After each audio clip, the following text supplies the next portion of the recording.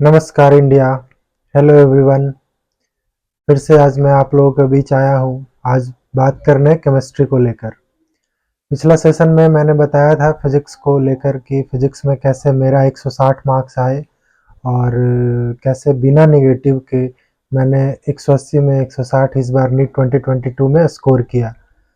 तो वो वीडियो काफ़ी आप लोगों के लिए हेल्पफुल था। लोगों ने ऐसा बताया मुझे कमेंट करके और उन लोगों ने डिमांड किया कि भैया आप केमिस्ट्री का भी बनाओ, बायोलॉजी का भी बनाओ। तो मैं अभी केमिस्ट्री को लेकर आया हूँ और मैं उसी तरह से बताऊंगा जैसे मैंने पढ़ाई किया, जैसे जिससे वजह से मेरे केमिस्ट्री अच्छे हुए। तो जिन लोगों ने भी अभी तक फिजिक्स की वीडियो वो नहीं देखी लास्ट वाली, और आप चाहते हो कि नहीं मुझे 140-50 के आर पार नंबर लाने हैं, तो जाकर कृपया देख लें। वो बहुत ही हेल्पफुल होगा। वो आप देखने के बाद सच में फील करोगे कि मैं उतना मार्क्स मैं भी ला सकता हूँ।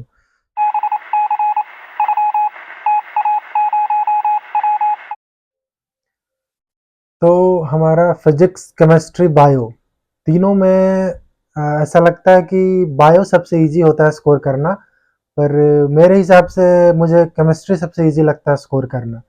क्यों? क्योंकि केमिस्ट्री में क्वेश्चंस तो कम होते ही होते हैं और टाइम भी बिल्कुल बायो की तरह लगते हैं। बायो में तो क्वेश्चंस हमें 90-100 सोल्व करने हैं, लेकिन केमिस्ट्री में 45 से 50 क्वेश्चन है और टाइम बिल्कुल 15 से 20 मिनट लगता है, उससे ज़्यादा नहीं लगता अगर आपकी केमिस्ट्री बहुत अच्छी है तो सबसे इजीएस्ट जो स्कोर करना है, क्योंकि कम समय में कम मेहनत में जो स्कोर हो जाता है वो है केमिस्ट्री। तो आप केमिस्ट्री को किस तरीके से पढ़ें कि आपको भी ये इजी लगने लगे, 15 से 20 मिनट में आपका भी पूरा केमिस्ट्री का पेपर खत्म हो जाए। तो वो सारी जानकारी के लिए मैं अभी वीडियो लाया हूँ और आप लास्ट तक देखना। आपको भी लगेगा कि 20 से 30 मिनट लगेगा और जिन तरीका मैं बताऊंगा उन तरीकों को आप ढंग से अगर फॉलो करोगे तो बिल्कुल आपको वो इजी लगने लगेगा। वैसे मैं थोड़ा मेरा बताने का थोड़ा तरीका मैं कैसे करता हूँ, इस वजह से मेरा वीडियो थोड़ा बड़ा होता है। और ऐसे तो 100 वीडियो 1000 वीडियो पड़े होंगे यूट्यूब पे कि कैसे पढ़ें, क्या नंबर लाएं, 4-5 मिनट में वो 4-5 लाइन में ख़त्म हो जाती है। पर मैं सोचता हूँ कि नहीं, मैंने कैसे किया, अगर जो चीज़ मैंने पढ़ा वो कैसे किया, अगर वो मुझे मैं नहीं बताया तो वो ज़्यादा हेल्पफुल नहीं होगा। तो इस वजह से मैं थोड़ा उसको एक्सप्लेन करने में मेरी वीडियो बड़ी हो जाती है। वैसे तो कई लोग होते हैं जिनको केमिस्ट्री में इनऑर्गेनिक ऑर्गेनिक दोनों के नाम से ही मतलब डर लगता है, किन्हीं को इनऑर्गेनिक से तो किन्हीं को ऑर्गेनिक से। और मेरा भी यही था, मेरा फिजिकल तो ठीक ठाक था पर इनऑर्गेनिक और ऑर्गेनिक मेरा बिल्कुल ही खराब था, बिल्कुल वीक था। तो उसके नाम से, उसके रिएक्शन से ही डर लगते थे सोच के।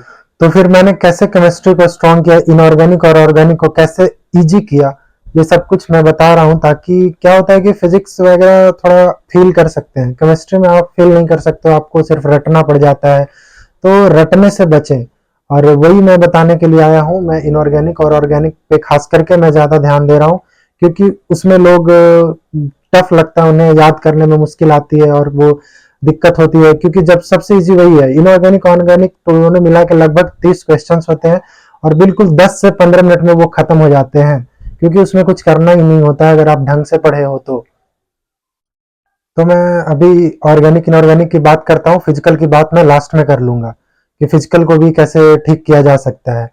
और मैं ऐसा तरीका बताऊंगा, मैं कोशिश करूंगा जिससे कि आपको वो इनऑर्गेनिक ऑर्गेनिक याद हो जाए, मतलब बिना रटे याद हो जाए और वो क्वेश्चन गलत ना करवाए। तो मैं इन सब चीज पे फोकस करने वाला हूँ, मेरा यही मेन फोकस है। तो भाई मैंने पहले भी बताया कि इनऑर्गेनिक ऑर्गेनिक एकदम इजिएस्ट से इजिएस्ट होता है केमिस्ट्री में स्कोर करना। बिल्कुल वो मतलब मार्क्स देने वाले टाइप वो इनऑर्गेनिक ऑर्गेनिक हो जाते हैं कि आपका वो फ्री में मार्क्स मिलता है, बहुत कम टाइम में मिलता है। ये ऐसा होता है इनऑर्गेनिक ऑर्गेनिक। तो इसको बिल्कुल ना छोड़े, इग्नोर बिल्कुल ना करें। आप इनऑर्गेनिक ऑर्गेनिक को बहुत ढंग से करें। और कैसे करें? पहले सबसे बढ़िया तरीका, आप नोट्स को बार बार पढ़ें। जितनी बार पढ़ोगे आप, आपके आंखों के सामने से वो उतनी बार गुजरेगा और आपका दिमाग उसे उतनी बार कैप्चर करेगा। और आप जितनी बार पढ़ें उसे समझने का कोशिश करें, ना कि रटने का। रट कर आगे बढ़ने का कोशिश बिल्कुल ना करें। वो कैसे हुआ, क्या कंसेप्ट है इसके पीछे, उस पर ज्यादा ध्यान देकर उसे समझने का कोशिश करें। रटने के बजाय समझने से क्या होगा कि वो आपके दिमाग में छपते जाएगा। जितनी बार आप उसे अपने नजर के सामने से गुजारोगे वो उतनी बार आपके दिमाग में छपते जाएगा।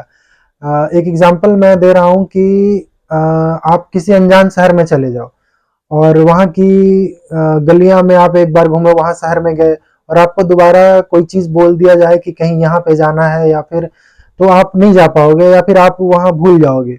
लेकिन आप अपने घर की शहर की बात करो, तो आप वहाँ के चप्पा-चप्पा से वाकिफ़ होते हो, वहाँ के हर चीज़ से आप जहाँ कह दो आप आँख बंद करके जा सकते हो।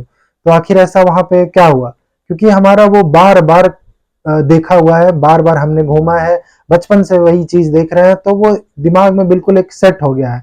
तो इस वजह से वो यही चीज़ हमारा माइंड अप्लाई करता है पढ़ाई पे भी।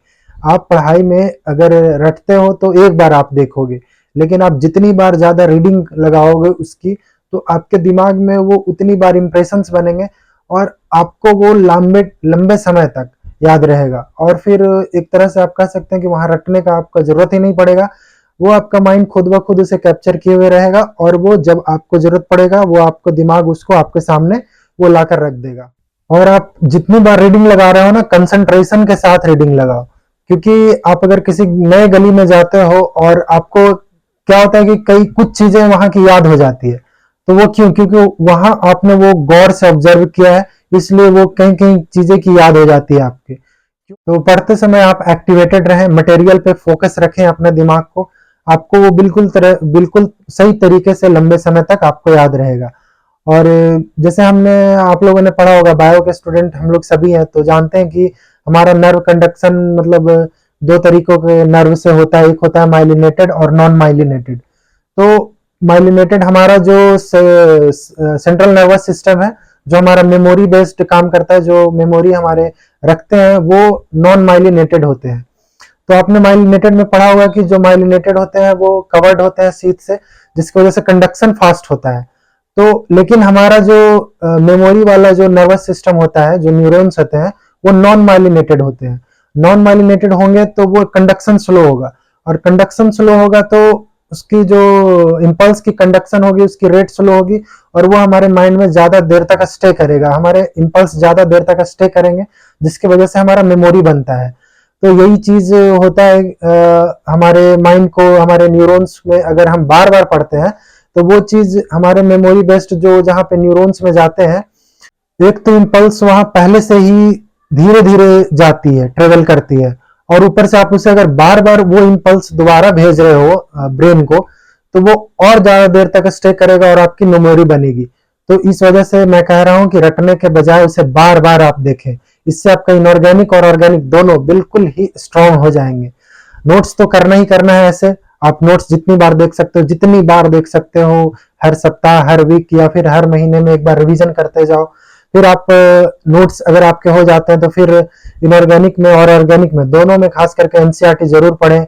और इनऑर्गेनिक में मैं तो कहूंगा कि बाकी कुछ पढ़े तो एनसीईआरटी जरूरत अगर नहीं भी, अगर नोट्स अच्छे से है, लेकिन पी ब्लॉक वगैरह जो है, जो छोटे छोटे पार्ट्स होते हैं, जैसे कि मेटलर्जी हो गए, पी ब्लॉक हो गए, ये सब एनसीईआरटी से आप देख लें तो बेहतर होगा। तो सिर्फ नोट्स पढ़ने हैं हमें इनऑर्गेनिक में, कोई अलग से कोई भी बुक्स नहीं पढ़ने हैं। मैंने फिजिक्स में भी बताया था, कोई अलग से बुक्स नहीं करने हैं, तो उसी तरह से मैं यहाँ भी बता रहा हूँ, क्योंकि मैंने ये सब किया हुआ है। सिर्फ नोट्स के जितनी बार कहीं बाहरी चीज पढ़ने से अच्छा है कि आप नोट्स को एक बार फिर से रिवाइज कर लो, आप एनसीईआरटी देख लो, आपके पास टाइम खाली है तो ये कर लो। ऑर्गेनिक में भी ऐसे ही कर लो। ऑर्गेनिक में हाँ, रिएक्शन के लिए आप, जिन बहुत लोगों को रिएक्शन से बहुत डर होता है, तो रिएक्शन के लिए आप उसकी पढ़ाई मैकेनिज्म से रिलेट करके पढ़ो, मैकेनिज्म पढ़ो, उसकी जो बेसिक मैकेनिज्म होती है, कैसे इलेक्ट्रोफाइल रिएक्ट करता है, कैसे अटैक करता है, न्यूक्लियोफाइल कैसे काम करते हैं, रिएजेंट कैसे, वो रिएजेंट का क्या काम होता है रिएक्शन में। आप प्रिंसिपल पे फोकस करो, बेसिक पे फोकस करो, और ज्यादा उसकी पढ़ाई आप, जो शुरू में मैकेनिज्म होती है हमारी रिएक्शन के शुरुआत में, कि न्यूक्लियोफाइल क्या है, इलेक्ट्रोफाइल, न्यूक्लियोफाइल हो गया, वैकेंट ऑर्बिटल्स हो गए, या फिर रिएजेंट हो गए, इन सारे चीज को पहले अच्छे से सीखो आप कि ये काम कैसे करते हैं, किनका अटैक कैसे होता है, कौन किस पे अटैक करता है, ये सब सारी चीजें अगर आप सीख जाओगे, तो आपका रिएक्शन मतलब जो रिएक्टेंट होगा और रिएजेंट होगा, वो खुद ब खुद आपको आंसर देंगे, आप खुद ब खुद वो अटैक करवाएगा, बोलेगा मुझे यहाँ ले चलो, यहाँ ले चलो, ऐसे रिएक्शन करवाओ मेरा, और वो खुद ब खुद आंसर सामने आ जाएगा आपके ऑर्गेनिक में, अगर आप ऐसे पढ़ते हो तो रटने के बजाय। और इस इनऑर्गेनिक के जैसा भी ऑर्गेनिक में ही करना है, रिएक्शन नहीं रटने हैं, बार बार उसको देखना है, बार बार वो खुद ब खुद आपके मन में छप जाएगा वो, और वो आपके सारे रिएक्शन याद हो जाएंगे। मतलब याद होने मतलब रटने से बेहतर है कि आप उसको जितनी बार रिवाइज करो, जितनी बार उसके पेज पलटो, एनसीईआरटी पलटो, रिएक्शंस पलटो, तो वो आपके मन में छपेंगे और आप हमेशा के लिए याद कर लोगे उसे। रटोगे तो कंफ्यूजन होगा। हमारे रटने से क्या होता है कि जब एग्जाम टाइम में हमारे कंफ्यूजन हो जाते हैं कि अरे, क्योंकि ऑर्गेनिक में इतने सारे रिएक्शन है, सब एक जैसे लगते हैं, सारे रिएक्शन लगेंगे, फिर वहां पे कंफ्यूजन हो जाता है, हौच पहुंच जाता है। लेकिन अगर आपको कंसेप्ट से आपको अटैक करवाना आता है, या आपको पता है कि वहां पे लोन पेयर का कैसे अटैक होता है, इलेक्ट्रोफाइल कैसे काम करता है, तो आप खुद थोड़ा सा दिमाग लगाओगे और थोड़ा सा आपको आंसर पहले से आंसर का आइडिया होगा, तो ऑप्शन आप बिल्कुल सही, मतलब 70% क्या 90% आपका ऑप्शन जो आप टिक करोगे वो सही हो जाएगा। लेकिन रटने में क्या होगा कि आप कंफ्यूज हो जाओगे, खुद कंफ्यूज हो जाओगे वहां पे, अरे ये तो ऐसा ही लग रहा था वो वाले रिएक्शन में, वो वाले रिएक्शन में। तो इस वजह से मैं कहता हूं कि आप रटने पे फोकस कम करो, चाहे वो कोई भी सब्जेक्ट हो, इनऑर्गेनिक हो, ऑर्गेनिक हो। और ऑर्गेनिक में बहुत सारे छोटे छोटे चैप्टर्स हैं जो अक्सर हमारे टीचर से उसे स्किप करवा देते हैं, या बोलते हैं कि आप खुद से कर लेना, एनसीईआरटी पढ़ लेना, लेकिन हम फिर खुद के चक्कर में हमारे पास इतना टाइम ही कहाँ होता है, फिर हम उसे छोड़ देते हैं। लेकिन ये गलती बिल्कुल ना करें, आप ये ना करें। जैसे मैं बता रहा हूँ चैप्टर जैसे कि पॉलीमर्स हो गए, केमिस्ट्री इन एवरीडे लाइफ हो गए, ये और हो गए जैसे कि बायोमोलिक्यूल्स हो गए, बहुत इंपॉर्टेंट चैप्टर है। तो ये सब थोड़ा सा टीचर लोग थोड़ा जल्दी भगा देते हैं या फिर कम ध्यान देते हैं, लेकिन हमें ऐसे नहीं करना। हमारे लिए तो सबसे इंपॉर्टेंट यही चैप्टर्स हैं, क्योंकि ये एक चैप्टर है और इनसे एक सवाल तो कंफर्म आता ही है। हम पढ़ते हैं वास्ट सिलेबस, और उसके टोटल दो पूरे बुक की 2 3 4 क्वेश्चन आते हैं और हम उसे वेटेज देते हैं। लेकिन हम वेटेज अगर यहाँ पे देखें तो इन सब चैप्टरों का वेटेज यहाँ पे भारी पड़ जाएगा, क्योंकि एक चैप्टर से एक क्वेश्चन, मतलब कि 4 5 पेज से एक क्वेश्चन। तो आप सोच लो ये कितने इंपॉर्टेंट हो जाते हैं। जितने भी ये सारे चैप्टर्स का मैंने नाम लिया, ये खुद से कर ले, एनसीईआरटी से कर ले, तो ये बिल्कुल आपके मार्क्स, मतलब 15 क्वेश्चन अगर होते हैं तो 15 में 15 फिर आपके सही होंगे, फिर आपको कोई दिक्कत नहीं होगा। अगर हो सके तो मैं कोशिश करूंगा, मतलब देखूंगा, अगर मैं कर पाऊं तो मैं कोशिश करूंगा कि ये जो चैप्टर्स हैं इनको मैं उस टाइम में जब ये आप लोगों का चलते रहेगा सिलेबस में, और अगर टीचर्स ने अच्छे से नहीं करवाया तो मैं कोशिश करूंगा कि मैं उसे अच्छे से करवा दूं। मैंने कैसे उन सब चैप्टर्स को किया वो सब मैं एक तरह से कह लो मैं आपको पढ़ा दूंगा वो सारे चैप्टर्स। मुझे अगर उस वक्त ऐसा टाइम मिला तो मैं जरूर करूंगा आप लोगों के लिए। अब बात करते हैं फिजिकल के लिए। तो फिजिकल केमिस्ट्री में भी यार, जो फिजिक्स का स्ट्रेटजी था ना, वो पुराना स्ट्रेटजी जो मैंने फिजिक्स के पुरानी वीडियो, लास्ट वीडियो में मैंने जो बताया, बिल्कुल वही फॉलो करने, बिल्कुल वही सेम। क्योंकि फिजिक्स और फिजिकल केमिस्ट्री लगभग एक जैसे होते हैं, दोनों में फॉर्मूला होते हैं, दोनों में कंसेप्ट थोड़ा लगते हैं। तो वो अगर आप फिजिक्स की वीडियो देख लेते हो, अगर नहीं देखे हो तो फिर आपको फिजिकल में वही चीज फॉलो कर लो, तो फिजिकल आपके लिए बिल्कुल ईजी हो जाएगा। आप वहां पे ये कर सकते हो। इस बार का क्वेश्चन का पैटर्न थोड़ा डिफरेंट था, न्यूमेरिकल से ज्यादा हट के स्टेटमेंट पे चले गए थे, तो आप एनसीईआरटी पढ़ सकते हो। वहां पे आप न्यूमेरिकल्स में प्रैक्टिस करना है तो नोट्स तो करो ही करो, फिजिक्स में जो बताया था, और एनसीईआरटी के टेक्स्ट क्वेश्चन करो, प्रीवियस ईयर क्वेश्चन करो। प्रीवियस ईयर क्वेश्चन बहुत इंपॉर्टेंट होते हैं। एग्जाम्पल्स, एनसीईआरटी एग्जाम्पल्स की प्रैक्टिस करो फिजिकल में, और इससे बिल्कुल आपका, मतलब सबसे पहले तो नोट्स को प्रायोरिटी देना है। नोट्स से आप सीख जाओगे, अगर नोट्स सीख जाओगे तो आप कहीं का क्वेश्चन फिर लगा लोगे। तो फिजिकल में भी यही होती है कि आप नोट्स दो, ध्यान दो केमिस्ट्री के पूरे, इनऑर्गेनिक, ऑर्गेनिक, फिजिकल तीनों में पहले नोट्स ध्यान दो, उसके बाद ही आगे कुछ प्रीवियस ईयर क्वेश्चन पे जाओ। फिर बुक तो यार करना ही नहीं है कोई अलग से बुक, बस इतना कर लो, एनसीईआरटी कर लो, नोट्स कर लो, और प्रीवियस ईयर क्वेश्चन के लगातार बहुत बार रिवीजन कर लो, प्रैक्टिस कर लो। प्रीवियस ईयर क्वेश्चन ही कम पड़ जाएंगे अगर आप करने बैठोगे, तो इतने ज्यादा प्रीवियस ईयर क्वेश्चन है तो आपको बुक की मतलब जरूरत ही नहीं पड़ेगी, और आपका मतलब क्वेश्चन प्रैक्टिस बहुत ही अच्छा हो जाएगा।